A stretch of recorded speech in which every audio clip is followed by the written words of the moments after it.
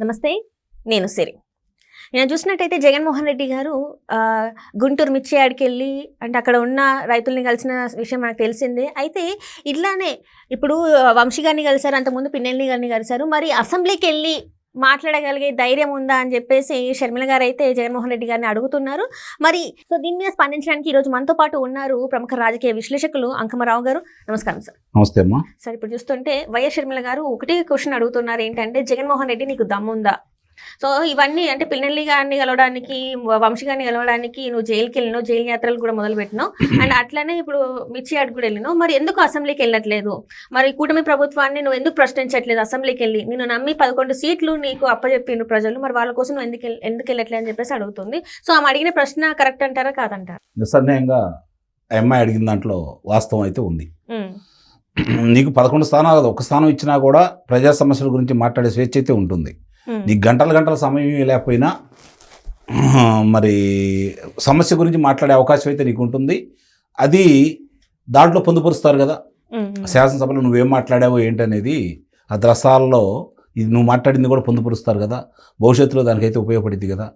ఇప్పుడు బజార్కి వచ్చేసి నువ్వు మళ్ళీ మేము అధికారంలోకి వస్తాము, అన్యాయంగా అక్రమంగా మా వాళ్ళని అదుపులో తీసుకున్నారు, కారాగారంలో పెట్టారు, వీళ్ళు మంచివాళ్ళు, అంతంత మాత్రం అమాయకులు, వీళ్ళని ఈ నేరాల్లో కావాలని ఇరికించారు, ఇవన్నీ తప్పుడు నేరాలు కాబట్టి వాళ్ళు శిక్ష అనుభవిస్తారు, భవిష్యత్తులో ఎందుకింత శిక్ష అనుభవిస్తారు, దీని మీద ఎటు వాళ్ళు నిరూపించలేరు, మేము మా వాళ్ళు కడిగిన ముత్యంలో బయటకు వస్తారు, మీ అంత తెలుస్తాము, దీనికి సంబంధించిన అధికారులు ఎక్కడ ఉన్నా సరే సప్త సముద్రాల అవతల ఉన్నా లాక్కొస్తాను, ఇదే కదా ఆయన చెబుతుంది ఎక్కడికి వెళ్ళినా కూడా.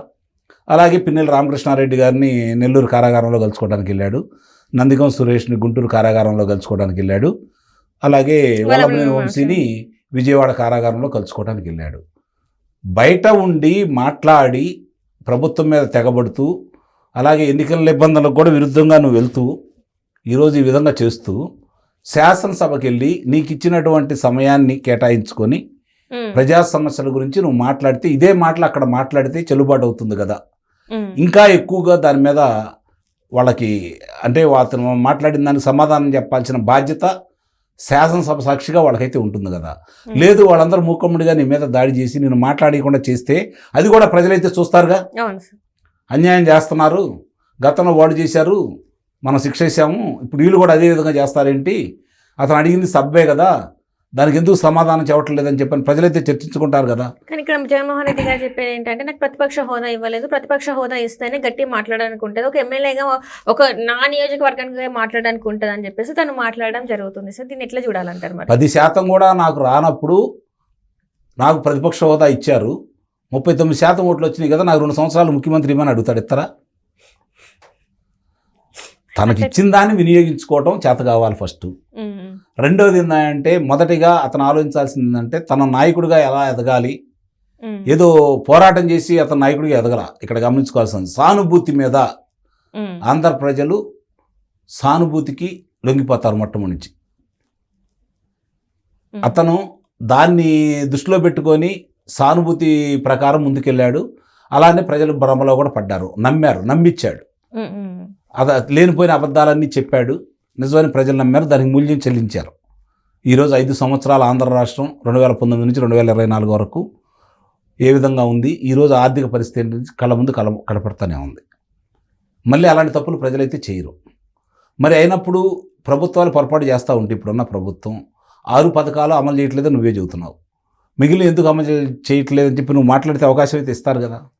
ఏదైనా సమస్య రేపు పొద్దుల గురించి, అప్పులు పొద్దుల గురించి రేపు పొద్దున మాట్లాడబోతున్నారు, దానికి సంబంధించి వాళ్ళు వివరణ ఇస్తారు, నువ్వు అడుగు, ఇదిగో ఈ తప్పులు ఉన్నాయి, ఈ ఒప్పులు ఉన్నాయి, ఈ తప్పులు మీరు ఎందుకు చేస్తున్నారు, ఈ తప్పుడు అంకెలు ఎందుకు ఇక్కడ జమ చేర్చారు, ఈ పనులు మీరు ఎందుకు చేయలేదు, మీరు వచ్చి ఇన్ని రోజులు అవుతుంది కదా, 9 నెలలు జరుగుతుంది, మరి వీటిని ఎందుకు మీరు అమలు చేయలేకపోయారు, ఇది ప్రజలను మోసం చేసినట్టు కాదా, ఇది అడుగు. ఇది అడగటానికి అవకాశం ఉంది కదా. 11 మంది మీరు అక్కడ ఎదురుదాడి చేసే ఆలోచన కాకుండా సమస్యల గురించి మాట్లాడితే మీ జోలికి అయితే రారు కదా. అండి ఇప్పుడు చూసుకుంటే ఈ నెల 28వ తారీఖు బడ్జెట్ సమావేశాలు ఉన్నాయి, మరి దానికైనా అటెండ్ అయ్యే అవకాశం వెళ్ళే ఆలోచన లేదు కదా. అతను అన్నాడు కదా, చాలా మొన్న కూడా చెప్పాడు కదా, స్పష్టంగా చెప్పాడు కదా, మేము వెళ్ళాం, ప్రతిపక్ష హోదా ఇస్తే తప్ప మేము వెళ్ళాం, మా వాళ్ళు కూడా వెళ్ళరు అంటే వాళ్ళు అక్కడ ఏ ఓట్లు వేసిన వాళ్ళు కూడా ఏమనుకున్నారంటే 150 స్థానాలు వచ్చినాయి కదా, మళ్ళీ వీళ్ళే అధికారంలోకి వస్తారు, మా నియోజకవర్గం మమ్మల్ని ఏమైనా ఇబ్బంది పెడతారేమో అని తెలియక ఓట్లు వేశారు. అంటే వాళ్ళు వీళ్ళు అధికారంలోకి వస్తారన్న అపోహతోటి వాళ్ళు ఓట్లు వేశారు, అంటే భయంతో ఓట్లు వేశారు. ఇప్పుడు అధికారంలో రాలేదు, ఈ 11 స్థానాలకి పరిమితం అయిపోయిన తర్వాత మనం ఎంత పిచ్చాడం రా బాబు, మనం కూడా ఆ ప్రజలతోటి కలిసిపోవాల్సింది కదా, మనం పొరపాటు చేసామని చెప్పి వీళ్ళు తెలుసుకున్నారు. రేపు పొద్దున ఒక స్థానికే పరిమితం, అది కూడా పులివెందలు గెలవడానికి ఏదైనా కాత్తి గుర్తు ఇప్పుడున్న పరిస్థితులు అది కూడా లేదు. కాబట్టి పులివెందలు ఏదైనా గెలవడానికి చిన్న అవకాశం ఏదైనా ఉంటుందేమో, అంత తప్ప ఈ ఇంకెక్కడ ఆంధ్ర రాష్ట్రంలో పలానా గెలిచే పరిస్థితి లేదు. అంటే వీళ్ళు చెప్పేది ఏంటంటే మేము సింగిల్ వెళ్ళినప్పుడే మాకు అన్ని స్థానాలు వచ్చినాయి, ఇప్పుడు కూటమితో వెళ్ళారు కాబట్టి ఇన్ని స్థానాలు గెలుచుకుంది, లేకపోతే గెలుచుకునేది కాదు తెలుగుదేశం పార్టీ అని చెప్పేసి మాట్లాడుతుంది.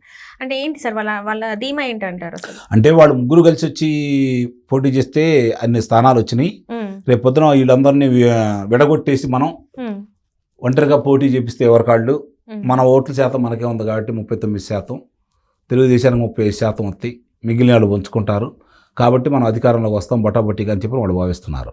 ఇందాక నేను చెప్పినట్టు నువ్వేంటో తెలియనప్పుడు, నీ అధికారం ఏంటో తెలియనప్పుడు నీకు అధికారం ఇచ్చారు, అధికారం ఇచ్చిన తర్వాత నువ్వు పనికి వాళ్ళని ఆడిపోయినాయి కదా 11 స్థానాలకు పరిమితం చేసింది. మళ్ళీ ఈరోజు మరి దాన్ని మళ్ళీ ఎందుకు వాళ్ళు ఏ నమ్మకంతో నీకు ఓట్లేస్తారు? ప్రజా సమస్యల గురించి మాట్లాడవు, ప్రజల గురించి మాట్లాడవు, నందగం సురేషో లేకపోతే పిన్నెల్లి రామకృష్ణారెడ్డో వంశీయే తప్ప నీకు ప్రజల గురించి తెలియదు, ప్రజా సమస్యల గురించి తెలియదు. మరి ఇంకా నువ్వు దేని గురించి రేపు పొద్దున ఏం న్యాయం చేస్తావని చెప్పని నీకు మళ్ళీ తిరిగి ఓట్లు వేస్తారు. అంటే ఇప్పుడు అయితే షర్మిల గారు అడిగినట్టు అసెంబ్లీకి వెళ్ళే దమ్ము అయితే మరి జగన్మోహన్ రెడ్డి గారిలో లేదు, ఆ ఎమ్మెల్యే రేపు వాళ్ళకి అదే నినాదం.